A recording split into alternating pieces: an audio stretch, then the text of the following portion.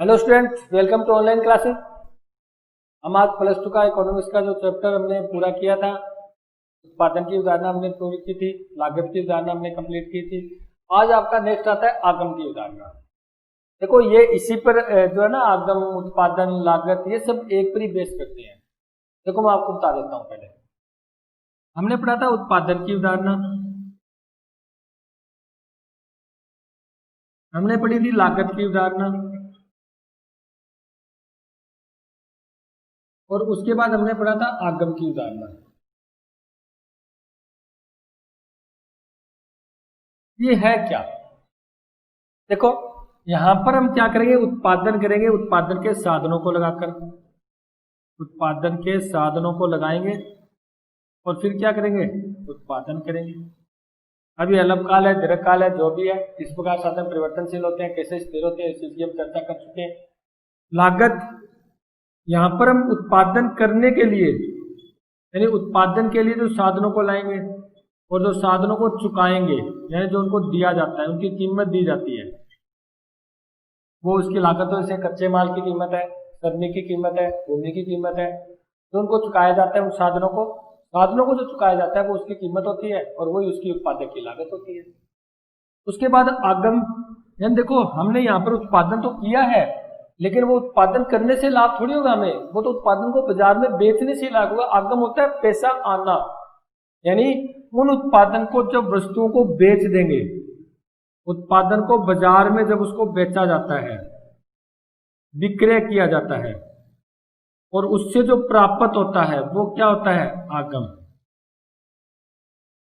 देखो यहाँ पर तो हमने उत्पादन और उत्पादन की बात की थी, उत्पादन के साधनों की बात की थी। यहाँ पर उत्पादन के साधनों की कीमतों की बात की थी। उत्पादन के साधनों को जो चुकाया जाता है, जो कीमत चुकाई जाती है, जो उनका मूल्य दिया जाता है, वो लागत होती है। यहाँ पर हम बात करेंगे जो हमने उत्पादन किया है, जो उत्पादन हमने कर लिया है उत्पादन के साधनों के सहयोग से, उस उत्पादन को जब हम बाजार में बेचेंगे, तो बेचने पर जो हमें आय प्राप्त हो रही है, जो पैसा मिल रहा है, वो क्या होता है, आगम होता है। क्या होता है, आगम। ठीक है। और जो आगम होता है, ध्यान रखना, इसके अंदर जो लागत और लाभ दोनों शामिल होते हैं, ये ध्यान रखना। लागत और लाभ क्या होते हैं, दोनों शामिल होते हैं। ऐसे मैं एक छोटा सा एग्जांपल लेता हूँ, इसके तहत लागत और लाभ शामिल कैसे होते हैं, हर चीज को हम समझते हुए चलेंगे। देखो मैं बात करूं कि मैंने 1,000 रुपए की वस्तु बेची है, विक्रय की है, तो क्या 1,000 रुपये मेरा लाभ हो गया क्या? 1,000 लाभ थोड़ी हुआ है। मैं वो पहले वस्तु बनाई थी या वस्तु किसी से लेकर आया, फिर ही तो आगे बेची है। जैसे मैंने शहर से यहाँ से वस्तु ले गया और अपने गांव में जाकर मैंने बेच दी, इसका मतलब मैं वो 900 रुपए की लाया था और उसको 1,000 की बेच दी। इस 1,000 के अंदर मेरी लागत भी शामिल है और मेरा लाभ भी शामिल है। लागत यानी 900 रुपए शामिल है, लाभ यानी जो मेरे को 100 रुपए हुआ था, यानी टोटल कितना हुआ, 1,000। ये होता है आगम। इसका मतलब आगम में लागत भी शामिल होती है, जितना पैसा मेरा लग चुका है लागत, और जो मेरा लाभ है, यानी दोनों शामिल होते हैं। अगर मैं इसे कहूं जी लाभ का सूत्र बताओ जी, लाभ निकालो, तो मैं लाभ कैसे निकालूंगा, जो मेरा कुल आगम है, यानी जो वस्तु मैंने बेची है। तो एक वस्तु की बात हुई है, टोटल एक ही वस्तु थोड़ी बेचता है, उत्पादक ने तो बहुत वस्तुओं का निर्माण किया था। उससे जो कुल आगम होता है उसमें से खर्चा घटा दूंगा, यानी लागत घटा दूंगा, यानी कुल लागत घटा दूंगा। जैसे मेरे को कुल आगम कितना हुआ, 1,000, कुल लागत कितनी हुई, 900, तो मेरा लाभ कितना है, 100। इसका मतलब कुल आगम में लागत और लाभ, यानी उसका खर्चा और उसका जो लाभ होने वाला है, बेनिफिट होने वाला है, वो दोनों ही शामिल होते हैं। एक बात तो आपको ये ध्यान रखनी है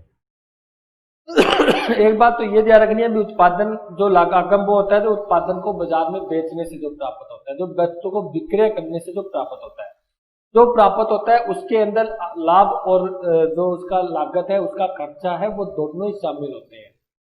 ये भी आप ध्यान रखना जैसे हम बाजार से कोई वस्तु लेने जाते हैं, पेंसिल लेने जाते हैं, वो हमें वो कहता है 1,000 रुपए की, हम कहते हैं इतनी महंगी यार, वो कहेगा यार 900 रुपए तो मेरा खर्चा लगा, 900 रुपए आई है।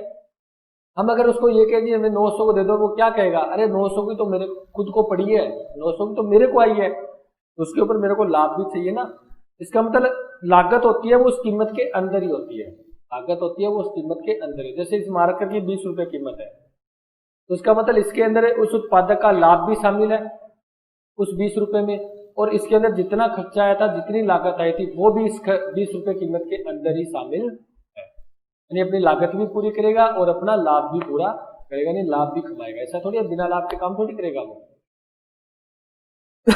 ये आपको मैंने बता दिया, अभी तीनों जो लेसन है वो एक दूसरे से संबंधित है। ठीक है, कैसे है वो मैं आपको बता चुका हूं। अब आगे शुरू करते हैं हम इस लेसन को, आगम की अवधारणा।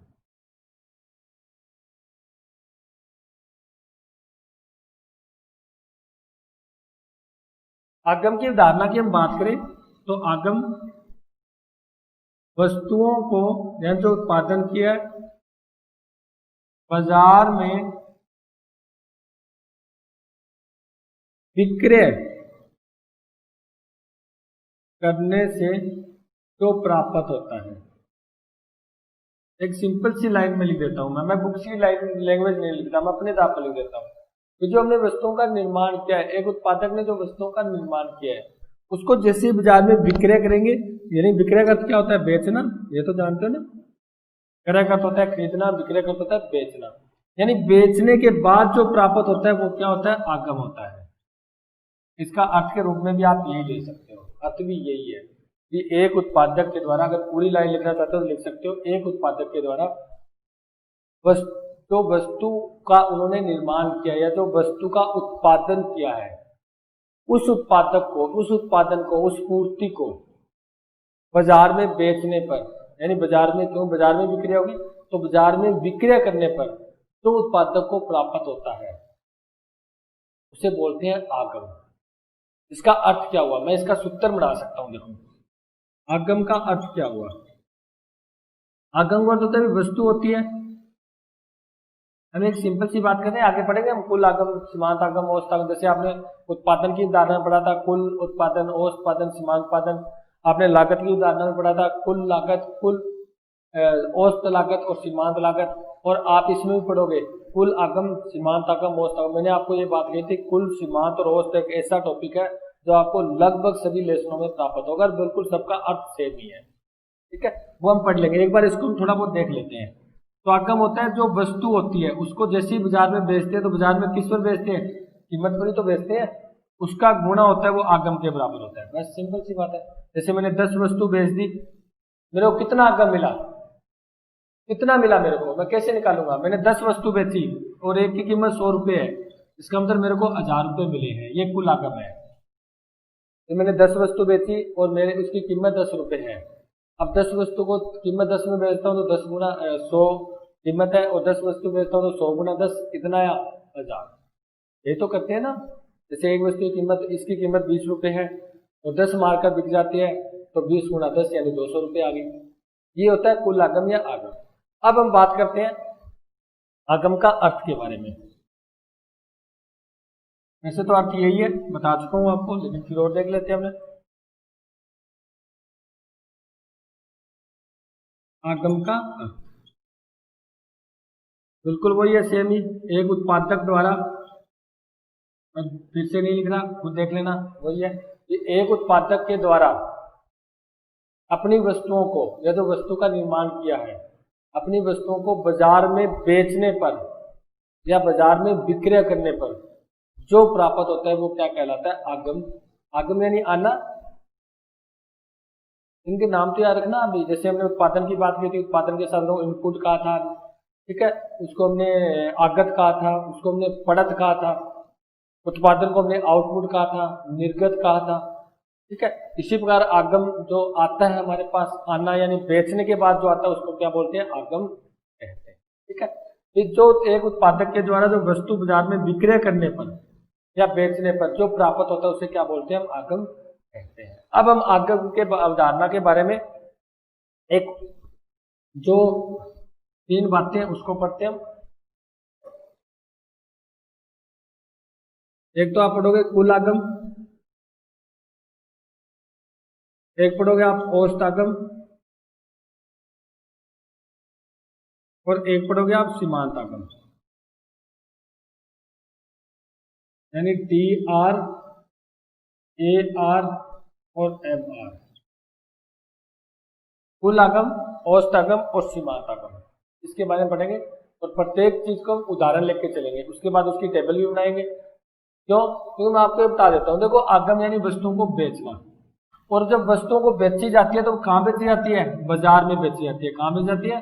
बाजार में। और बाजार आप पढ़ोगे 3 प्रकार के, तीनों में पढ़ेंगे हम। तीनों प्रकार के बाजारों में कुल, सीमांत, औसत क्या होता है, तीनों की बात करेंगे। और इसके अंदर आपके सिलेबस में आप पढ़ोगे बाजार 3 प्रकार के। 3 प्रकार कौन कौन से? एक तो पढ़ोगे आप पूर्ण प्रतियोगिता बाजार। पूर्ण प्रतियोगिता बाजार ये होता क्या है, ये साथ साथ लिख करेंगे हम। एक बात तो पढ़ लो भी आप, पूर्ण प्रतियोगिता बाजार के अंदर कुल आगम क्या होता है, औसत आगम कैसा होता है, सीमांत आगम कैसा होता है। एक पढ़ोगे आप एकाधिकार बाजार।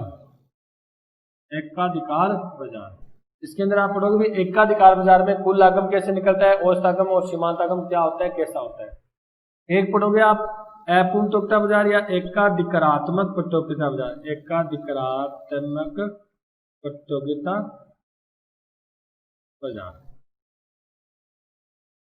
एकाधिकारात्मक प्रतियोगिता बाजार वो होता है जिसके अंदर पूर्ण प्रतियोगिता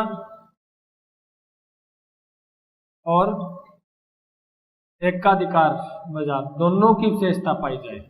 इसमें तो सिर्फ पूर्ण प्रतियोगिता की विशेषता होगी, इसमें सिर्फ एकाधिकार बाजार की विशेषता होगी। यह बाजार एकाधिकारात्मक प्रतियोगिता यानी एकाधिकार भी होगी और प्रतियोगिता भी होगी, दोनों आ रहे हैं ना, एकाधिकार भी होगी और प्रतियोगिता भी होगी। इसके अंदर दोनों बाजारों की विशेषता पाई जाती है, इसी कारण इसको बोलते हैं एकाधिकारात्मक प्रतियोगिता बाजार।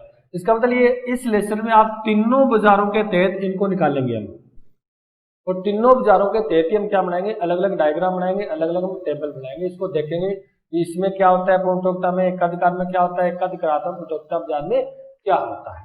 ठीक है, तो चर्चा करते हैं सबसे पहले इनके अर्थ की।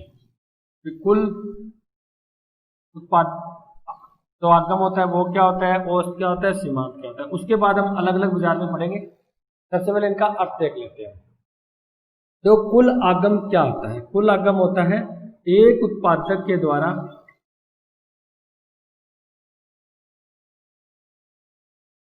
उत्पादित वस्तुओं की मात्रा को, मैं आपको बिल्कुल सिंपल लाइन में लिखाऊंगा, जो भी अर्थ लिखाऊंगा ताकि आपको याद करने में आसानी रहे। एक उत्पादक के द्वारा उत्पादित वस्तुओं की मात्रा को बाजार में बेचने पर जो उसे कुल धन प्राप्त होता है, ये लिख लो सिंपल से, धन प्राप्त होता है, उसे कुल आगम कहते हैं। कुल आगम कहते हैं टोटल जितना कुल धन प्राप्त होता है, यानी जितनी भी इकाइयां बेचेगा उससे जो उसको प्राप्त हो रहा है, आप ये कह सकते हो। अर्थात उत्पादन व वस्तु की कीमत, यानी वस्तु का उत्पादन यानी उसकी पूर्ति, पूर्ति ले लो, वस्तु की पूर्ति, याद आ रहा है क्या स्टॉक और पूर्ति में अंतर? हमने पूर्ति की उदाहरण पढ़ी थी, कंसेप्ट और सप्लाई पढ़ा था। उसके अंदर पूर्ति मैंने वो कहा था भी उत्पादक जो वस्तु बाजार में बेचने के लिए तैयार हो जाता है उसे पूर्ति कहते हैं। स्टॉक तो होगी, टोटल से 1000 वस्तु की स्टॉक हो गया, उसके अंदर एक उत्पादक 900 वस्तु बेचने के लिए तैयार होता है तो 900 पूर्ति होगी, यानी बेचने के तैयार होगा, बेचेगा तभी तो आगम मिलेगा। इसका मतलब हम पूर्ति का शब्द का यूज कर सकते हैं यहाँ पर कि एक, अर्थात वस्तु की पूर्ति और वस्तु की कीमत के गुणा करने पर, गुणा करने जो गुणनफल होता है, यानी गुणा करने पर क्या मिलता है, कुल आगम प्राप्त होता है। कुल आगम प्राप्त होता, कुल आगम प्राप्त होता है, यानी वस्तु की जितनी भी पूर्ति है जो उत्पादक वस्तु बाजार में बेचता है और उस वस्तु की कीमत है, उसको आपस में गुणा कर देंगे तो हमें क्या मिलेगा, कुल आगम मिलेगा। तो कुल आगम का यहाँ मैं सूत्र लिख देता हूँ, कुल आगम बराबर उत्पादन यानी वस्तु की मात्रा, या आप लिख सकते हो वस्तु की मात्रा गुणा वस्तु की कीमत। ठीक है, अब यह लिख दूं मैं टीआर यानी कुल आगम बराबर उत्पादन क्यू है, यानी अपने उत्पादन की इकाइयां क्यू के रूप में ली थी ना, तो उत्पादन पूर्ति टोटल क्यू है गुणा कीमत पी है। इसका मतलब इसका सूत्र ये बन चुका है, बिल्कुल सिंपल सा, ये इसकी परिभाषा है। तो जब उत्पादन की मात्रा को उत्पादन वस्तु की कीमत से गुणा कर देंगे तो हमें क्या प्राप्त होगा, कुल आगम प्राप्त होगा। जितनी वस्तु बाजार में बिकी है उसकी मात्रा और एक वस्तु की कीमत कितनी है उसकी कीमत से जैसे हम गुणा करेंगे, उसको आपस में गुणा करेंगे तो हमें क्या प्राप्त होगा, टीआर प्राप्त होगा, यानी कुल आगम प्राप्त होगा। ठीक है, अब इसके आधार पर एक आपके एग्जाम्पल दे रखा है, इसको मैं क्लियर कर देता हूँ, आप देख लिया करो, लिख लिया करो, काम आएगा आपके। उसके बाद हम बात करें, आपके बुक्स के अंदर एक एग्जाम्पल दे रखा है, उसको करते हैं कुल आगम का। उसके अंदर ये दे रखा है कि मान लेते हैं एक फर्म के पास 10 रुपए की दर से कुल 100 इकाई माल की बिक्री करती है।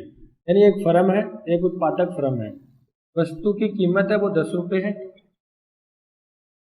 कीमत कितनी है 10 रुपए, और कितनी इकाई वस्तु की विक्रय कितनी करती है वो, यानी कितनी इकाई वस्तु की विक्रय कर रही है 100 इकाइयां। कीमत तो 10 रुपये है, इकाइयां 100 है जिसको वो विक्रय कर रही है। तो बताओ इसका कुल आगम क्या होगा। तो कुल आगम क्या होगा आप निकाल सकते हो, यानी टी आर बराबर सूत्र क्या था, क्यू गुणा पी, ये तो था, जो वस्तु की मात्रा और कीमत से गुणा कर दो। कोई बात, जैसे मैंने कहा था इसकी 10 रुपये कीमत है और 100 इकाई बेच देता हूँ तो 10 को 100 से गुणा ही तो करना है, 1000 रुपये आगम हो जाएगा। तो उसका मतलब टी आर कितना हुआ, यानी कुल आगम कितना हुआ, क्यू कितनी है इकाइयां 100 गुणा में कीमत कितनी है 10, तो कुल आगम कितना हुआ 1000। 100 को 10 से गुणा किया, 1000 आपका आंसर आ गया। बस ये है कुल आगम।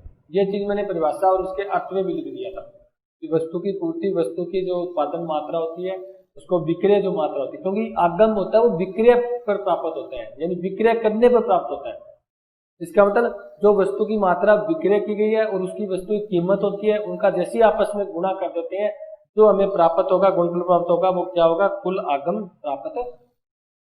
ठीक है, तो कुल आगम का परिभाषा, अर्थ और उसका सूत्र आप सिंपल सी तरीके से बता सकते हो कि वस्तु की विक्रय की गई मात्रा को उस वस्तु की कीमत से गुणा करने पर जो हमें प्राप्त होता है उसे क्या बोलते हैं, कुल आगम कहते हैं। ठीक है, ये माना होगा कुल आगम। अब बात करते हैं हम औसत आगम की।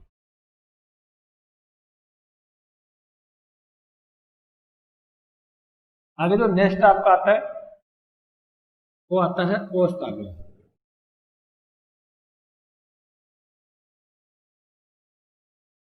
देखो मैंने आपको स्टार्टिंग में एक ही तो बात की थी, औसत के लिए क्या होता है, औसत के लिए, एवरेज के लिए हमेशा भाग ही तो होता है, कुल को इकाइयों का भाग देना होता है बस। राशियों का योग था, राशियों की संख्या, यहाँ पर राशियों का योग कौन है, यहाँ पर राशियों का योग वो है जो वस्तु विक्रय करने से हमें प्राप्त हो रहा है, वो कुल है। राशियों की संख्या जितनी वस्तुओं का हमने विक्रय किया है वो उसका मतलब संख्याएं हैं। जैसे हम बात करें औसत आगम, मैं इसको पहले लिख देता हूं आपको। विक्रय या आप कह सकते हो वस्तु, आप इसको सिंपल रूप में लिख सकते हैं, आप इसे कुल आगम को वस्तु की विक्रय की गई मात्रा, क्योंकि इसमें विक्रय समय साथ लगाओगे तो जो वस्तु बिकी नहीं है उसका आगम कहां से प्राप्त होगा। जैसे मान लो मैंने 100 वस्तु का निर्माण किया, मेरी वस्तु 90 बिकी है, तो जो 10 वस्तु बची वो तो बिकी नहीं है, अब तक बिकी नहीं है, तो मेरे को पैसा कहां से प्राप्त होगा। इसका मतलब विक्रय शब्द आप साथ लो, बेचने पर ही तो हमें आगम प्राप्त हो रहा है। तो विक्रय की गई मात्रा से विभाजित, विभाजित जानते हो भाग देने पर, विभाजित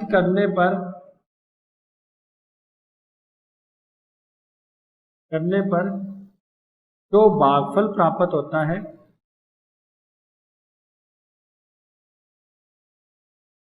उसे क्या बोलते हैं, औसत या एवरेज, औसत आगम कहते हैं। क्योंकि औसत एवरेज निकालने के लिए हमेशा भाग ही तो दिया था हमने, चाहे हमने औसत उत्पादन निकाला था तो कुल उत्पादन को इकाइयों से भाग दिया था, औसत लागत निकाली थी तो कुल लागत के अंदर हमने जो उत्पादन की इकाई उससे भाग दिया था। इसी बार औसत आगम निकाल रहे हैं, यहाँ पर आपको जो कुल आगम हो रहा है उसको विक्रय की गई मात्रा से भाग दे रहे हो, आपको बिल्कुल सिंपल है। यानी इसके द्वारा आपको क्या प्राप्त हो जाएगा, औसत आगम प्राप्त हो जाएगा। जैसे मैं इसका सूत्र बता दूं आपको, औसत आगम क्या है, यानी आपको क्या देख रहे हो, कुल आगम में, यानी कुल आगम किससे भाग देना है, विक्रय की गई मात्रा से, यानी क्यू से। जैसे ही आप कुल आगम को मात्रा से भाग दोगे, उत्पादन की जो वस्तुएं विक्रय की गई है उससे भाग दोगे तो आपको क्या प्राप्त हो जाएगा, औसत आगम प्राप्त हो जाएगा। यानी कुल आगम को आपको विक्रय की गई वस्तु की मात्रा इकाइयों से आपको क्या करना है, विभाजित करना है, भाग देना है। जैसे आपने भाग दिया, जो आपको प्राप्त हुआ वो आपका होगा औसत उपागम। जैसे इसके तहत आपको एक एग्जाम्पल दिया गया बुक्स के अंदर, वो करते हैं। ये यहाँ कर देता हूँ मैं, तो थोड़ा इसको साथ साथ में क्लियर ही कर लेते हैं पूरा, ठीक है। आपको एक दे रखा है, जैसे हमने पहले वाले उदाहरण को भी पूरा कर लेते हैं। हमने क्या पढ़ा था कुल आगम में, कुल आगम में पढ़ा था कि मात्रा को कीमत से गुणा, मात्रा थी 100, कीमत थी 10, तो कुल आगम कितना आया था हमारा 1000। ये तो हमने पहले कुल आगम में सूत्र को पढ़ा था। अब इसी के आधार पर मैं ये कह दूं कि कुल आगम है वो तो है 1000, ठीक है, इकाइयां 10 या इकाइयां 100 है, तो बताओ औसत आगम कितना है। आपको क्या करना है, औसत आगम की बात करनी है। तो सुनो बात, हमने ए आर का सूत्र बताया था टी आर बटा क्यू, या आप कह सकते हो कुल आगम बटा विक्रय की गई वस्तु की मात्रा, की गई वस्तु की मात्रा, यानी कितनी वस्तु की मात्रा विक्रय करने पर कुल आगम प्राप्त हुआ है। अब देख लो, ए आर बराबर टी आर कितना है, यानी कुल आगम कितना है 1000, और उसके बाद मात्रा कितनी है 100, कुल आगम कितना आया 10। ये कंफ्यूज मत होना, आप कहोगे सर कीमत भी 10 थी, कुल आगम भी 10 आ रहा है, औसत आगम भी 10 आ रहा है। अरे ये पूर्ण प्रतियोगिता की बात, पूर्ण प्रतियोगिता बाजार में जो कुल औसत आगम होता है वो कीमत के बराबर ही होगा, पढ़ेंगे आगे हम। ये तो मैंने नया उदाहरण लिया, उसी के उदाहरण पर बता रहा हूँ आपको। पूर्ण प्रतियोगिता बाजार के अंदर जो औसत आगम होता है ना वही कीमत होती है, यानी दोनों के मान बराबर होते हैं। चलो आपको बुक वाला बता देते हैं, बुक के अंदर दे रखी है कि मान लेते हैं एक माह में कुल आगम 20,000 रुपये था, एक फर्म के पास एक माह का जो कुल आगम था वो 20,000 रुपये था, ठीक है। अब आगे वो क्या कहते हैं, इसके तरह उसने जो विक्रय की मात्रा जो बिक्री की थी, यानी विक्रय की गई मात्रा थी वस्तु की, वो थी 100। औसत आगम बताओ, तो औसत आगम का सूत्र टी आर बटा क्यू, यानी विक्रय की गई वस्तु की मात्रा। तो ए आर बराबर टी आर कितना है 20,000, मात्रा कितनी है 100, तो कितना आंसर आया 200, आपका आंसर आ गया। चीज तो यही है, ऐसे किया था, तो कोई अलग नहीं है। ये मैं सोचना भी सर ये मतलब इसके अंदर कीमत और आपका ये बराबर कैसे हो रहा है, तो पूर्ण प्रतियोगिता बाजार में देख लेना, कीमत और जो औसत आगम होता है वो हमेशा क्या होता है, बराबर होता है। उसके बाद हम नेक्स्ट, तो ये कुल औसत आगम का हो गया, कुल आगम हमने पढ़ा, उसका सूत्र पढ़ा, उससे कुल आगम निकालने का हमने तरीका देख लिया, किस प्रकार कुल आगम निकाला जाता है। उसके बाद हमने औसत आगम पढ़ा, औसत आगम का अर्थ किया, औसत आगम का हमने सूत्र भी पढ़ लिया। और अगर आपको ऐसा कोई एग्जाम में प्रश्न आ जाए या आपको कुछ आंकड़े दिए होते हैं, कुल आगम पूछा हो, तो 2 ही आंकड़े दिए होंगे, विक्रय की मात्रा और कीमत, दोनों को गुणा कर दें। अगर आपसे औसत आगम पूछे तो आपको 2 आंकड़े दिए होंगे, कुल आगम और उत्पाद विक्रय की वस्तु की मात्रा, तो भाग दे दो, आपको औसत प्राप्त हो जाएगा। उसके बाद जो नेक्स्ट हमारी धारणा आती है वो सीमांत आगम की।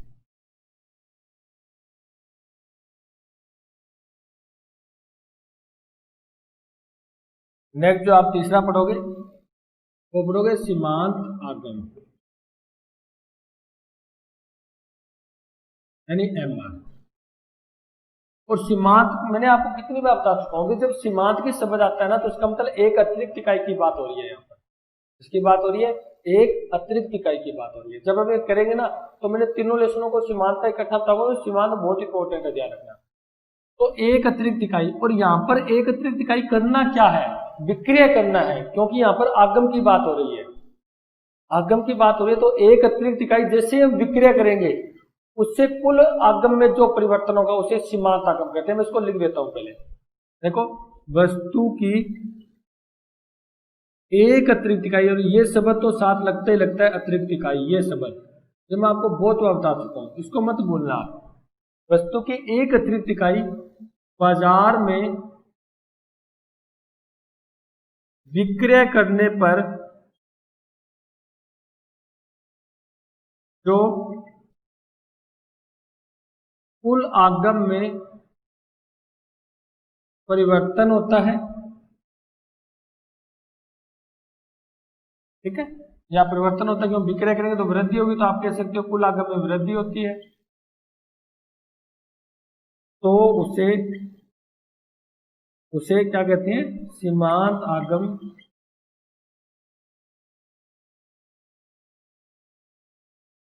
कहा जाता है।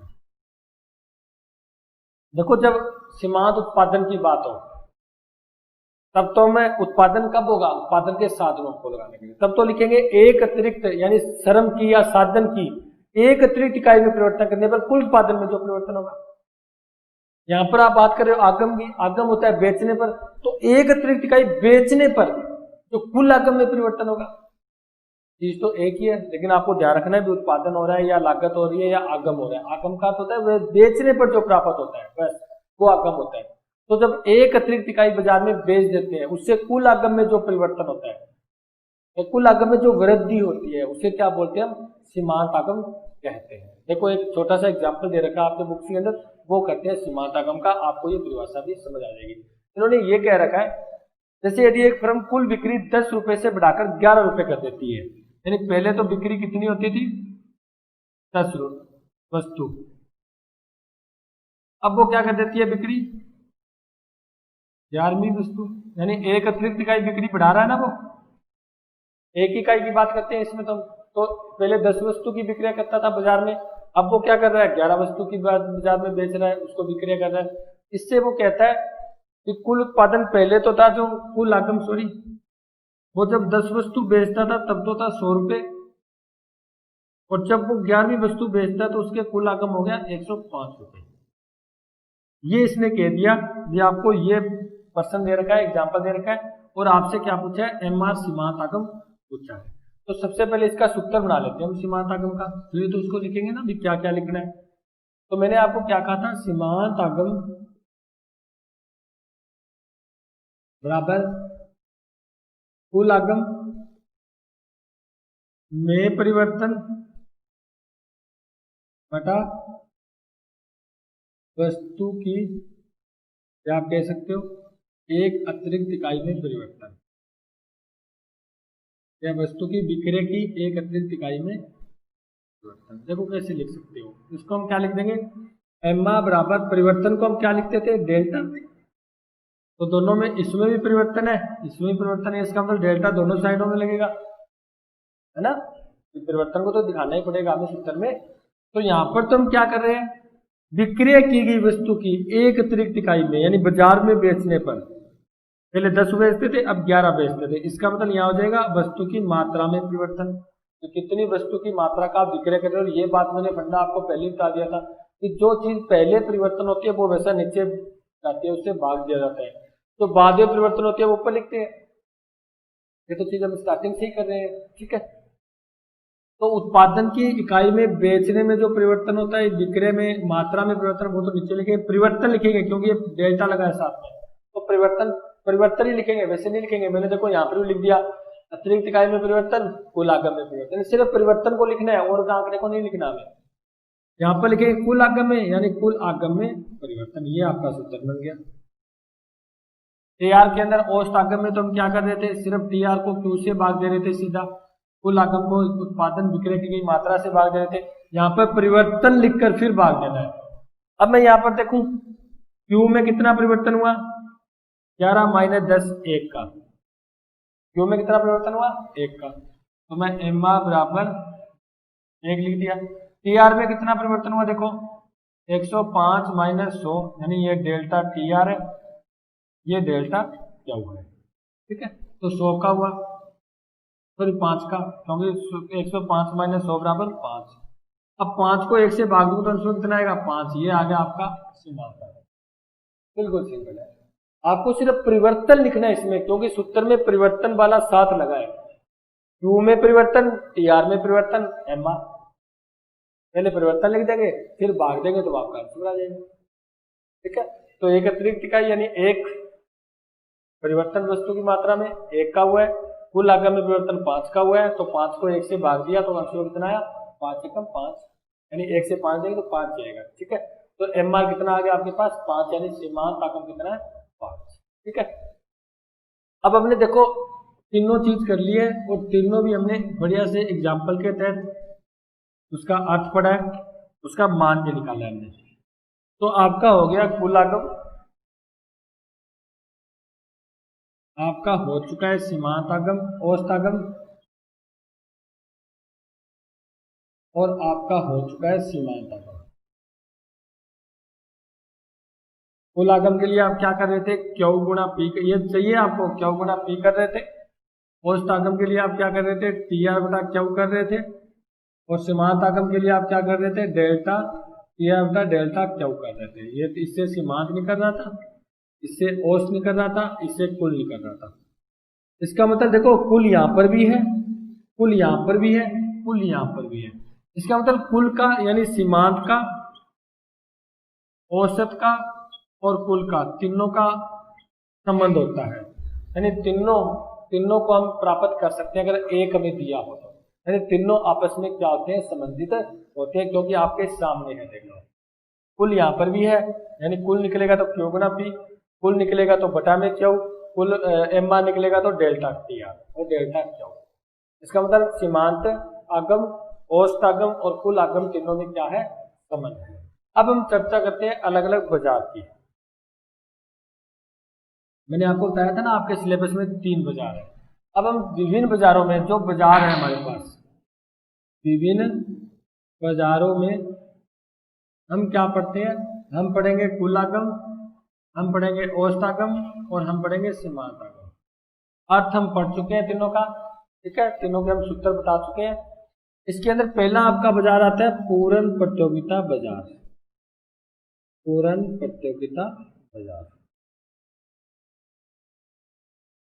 जो पूर्ण प्रतियोगिता बाजार है, इसके अंदर कुल आगम, औसत आगम और सीमांत आगम कैसा होता है, कैसे प्राप्त कर सकते हैं, इसके बारे में हम चर्चा करते हैं।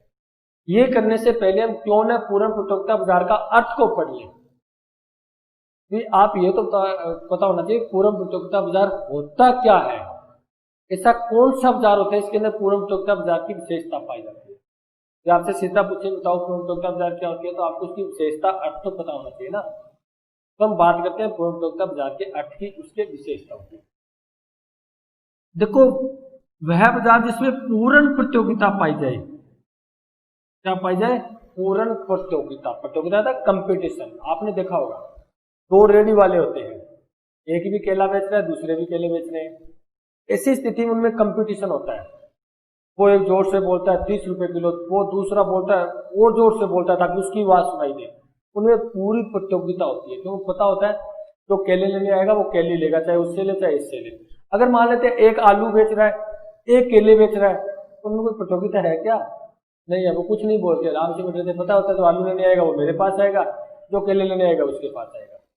इसका अर्थ क्या हुआ, इसका अर्थ हुआ कि वह बाजार जिसमें समरूप वस्तु हो, समरूप वस्तु यानी कंप्लीट रूप से उनका रूप समान हो, एक जैसी वस्तु हो, वहां पर पूर्ण प्रतियोगिता बाजार पाया जाता है। एक जैसी वस्तु हो यानी उसके आकार में, उसके रूप में, रंग में, पैकिंग में, गुण में कोई भी किसी प्रकार की असमानता न हो, असमानता न हो, यानी प्रत्येक रूप से वो आपस में क्या हो, समान हो, उसे बोलते हैं पूर्ण प्रतियोगिता बाजार। जैसे मैंने केले का उदाहरण दिया था, क्योंकि समरूप वस्तु है ना दोनों के पास, तब उनमें प्रतियोगिता है। जब समरूप ही वस्तु नहीं होती तो प्रतियोगिता कहाँ होती है, कोई नहीं बोलता।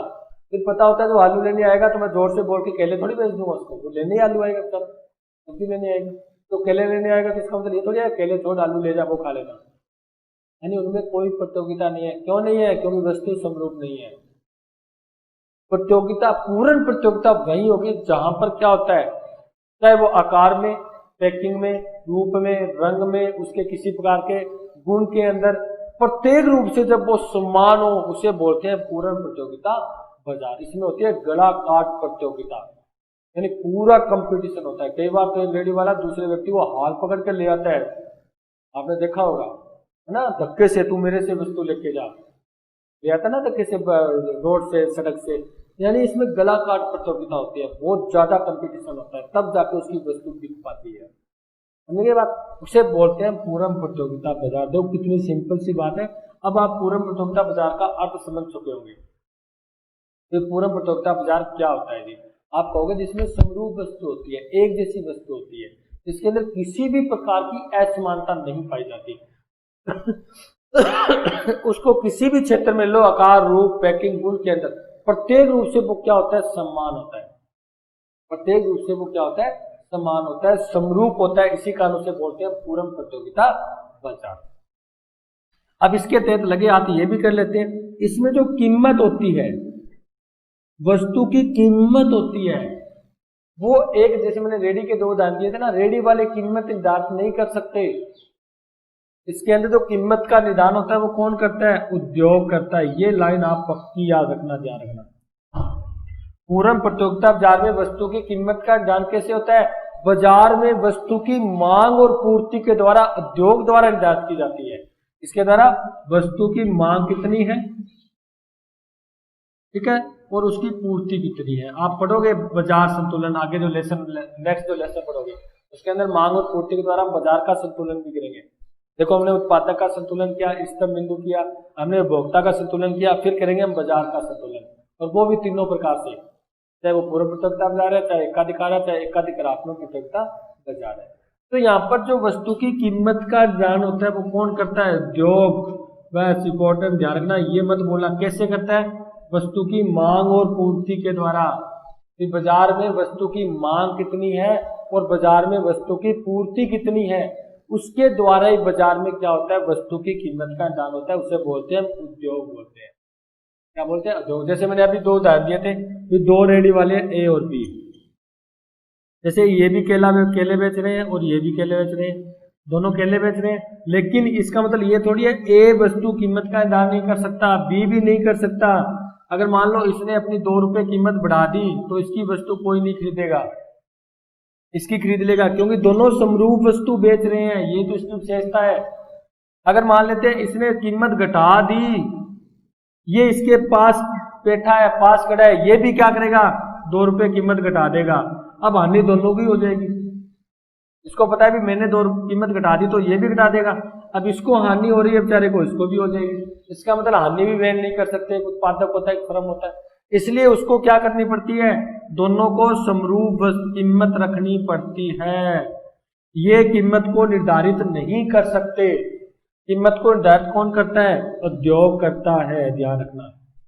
कीमत को निर्धारित उद्योग, यानी पूरे बाजार के अंदर कीमत एक जैसी होती है। 30 रुपए के लेना तो सभी 30 रुपए देंगे। अगर वो 30 से कम दे रहा है तो उसको हानि हो जाएगी, वो दूसरा भी कम कर देगा। अगर वो बढ़ा देता है लाभ के लिए तो उसकी वस्तु बिकेगी नहीं, क्योंकि समरूप वस्तु है, तो दूसरे रेडी, दूसरे दुकान वाले की वस्तु बिक जाएगी। तो इसी कारण इनको कीमत क्या रखनी पड़ती है? स्थिर रखनी पड़ती है। ध्यान रखना, पूरक प्रतियोगिता बाजार में जो कीमत रेखा होती है वो बिल्कुल स्थिर होती है, उसके अंदर परिवर्तन नहीं किया जा सकता। यानी अब कुछ बातें हैं जो आपको बता चुका हूं मैं, पूरक प्रतियोगिता बाजार का अर्थ बता चुका हूं आपको मैं। क्या अर्थ होता है? एक तो आप कहोगे जी इसमें वस्तु समरूप होती है, किसी भी प्रकार की कोई असमानता नहीं होती, सब एक जैसी होती है। दूसरी आप बात कहोगे जी पूरक प्रतियोगिता बाजार में जो कीमत का निर्धारण होता है वो कौन करता है? उद्योग करता है। एक फर्म, एक व्यक्ति इतना नहीं होता भी वो कीमत का निर्धारण कर ले। यदि जैसे मान लो मेरे को भी केले की रेडी लगानी है बाजार के अंदर, तो मेरे को जो कीमत बाजार में चल रही है उसी कीमत के अनुसार मेरे को वस्तु बेचनी पड़ेगी। ऐसा नहीं मैं वहां जाकर कीमत को बढ़ा दूंगा, कीमत को बढ़ाऊंगा तो मेरे से खरीदेगा कौन? अगर मैं कम कर दूंगा तो मेरे को हानि होगी, क्योंकि इसमें इतनी कीमत बनती नहीं है। प्रतियोगिता में तो वैसे कीमतें कम होती है ना। प्रतियोगिता जहाँ पर कंपटीशन होता है ना, वहां पर कीमतें हमेशा कम होती है। और यहाँ पर तो हम पूर्ण प्रतियोगिता की बात कर रहे हैं, यानी गलाकार प्रतियोगिता की बात कर रहे हैं, तो इसी स्थिति में तो कीमत ज्यादा होने का सवाल ही नहीं है। कीमत होता है, आप देख लेना, केले लेने जाओगे ना उसको भी थोड़ा कम कर दे, वो कहेगा यार 28-29 रुपए तो आया ही है, आपको तो 30 रुपए दे रहा हूं मैं। तो कहने का मतलब ये है पूर्ण प्रतियोगिता बाजार की विशेषता। और अब आप पढ़ेंगे पूर्ण प्रतियोगिता बाजार में जो कुल आगम होता है वो कैसा होता है, औसत आगम कैसा होता है, और जो सीमांत आगम होता है वो कैसा होता है। इसकी चीज की हम क्या करेंगे? चर्चा करेंगे। एक बात ध्यान रखना, इसको मत भूलना, क्योंकि पूर्ण प्रतियोगिता बाजार जैसे आप बाजार का संतुलन करोगे वहां पर भी आपको पूर्ण प्रतियोगिता बाजार आएगा, आगम में भी आपका पूर्ण प्रतियोगिता बाजार आ रहा है। ठीक है। तो कहने का मतलब आपको मैंने एक बढ़िया तरीके से पूर्व प्रयोक्ता बाजार का अर्थ बता दिया। एक बार एग्जाम में प्रश्न पूछे भी जाते हैं कि पूर्व प्रयोक्ता बाजार किसे कहते हैं, जहाँ पर वस्तु समरूप हो, वस्तु की कीमतें स्थिर हो। देखो मैंने डायग्राम भी बना दिया। वस्तु की कीमत क्या हो, स्थिर हो। वस्तु की कीमत उद्योग द्वारा निर्धारित हो। वस्तु की कीमत बाजार के अंदर मांग और पूर्ति के द्वारा निर्धारित हो। वो बाजार कौन सा बाजार जिसमें गोलाकार प्रतियोगिता हो, पूर्ण प्रतियोगिता हो, वो बाजार कौन सा बाजार होता है, पूर्ण प्रतियोगिता बाजार कहलाता है। ठीक है। अब हम जो कुल आगम, औसतागम, सीमांतागम पढ़ेंगे पूर्ण प्रतियोगिता बाजार में, वो हम नेक्स्ट क्लास, नेक्स्ट वीडियो के अंदर करेंगे कि पूर्ण प्रतियोगिता बाजार में कुल आगम कैसे होता है, सीमांतागम, औसतागम, इसका हम डायग्राम भी बनाएंगे। ठीक है। इसकी हम टेबल भी बनाएंगे, इसका हम अर्थ भी लिखेंगे। यानी मैंने आपको पहले कहा था जो इकोनॉमिक्स का सबसे बड़ा फंडा यही है जीएसटी के अंदर। फिर चाहे आप परिभाषा याद करो, चाहे आप टेबल याद करो, चाहे उसका कोई एग्जाम्पल याद कर लो, चाहे इसका डायग्राम याद कर लो, तीनों चारों का अर्थ एक ही है। अगर चारों में से अगर आपको एक ही बात समझ आ गई ना, इसका मतलब पूरा लेसन आपको समझा चुका है। तो हम ये जो औसत कुल सीमांत है पूर्व प्रतियोगिता बाजार में, वो नेक्स्ट क्लास, नेक्स्ट लेक्चर में करेंगे। Thank you.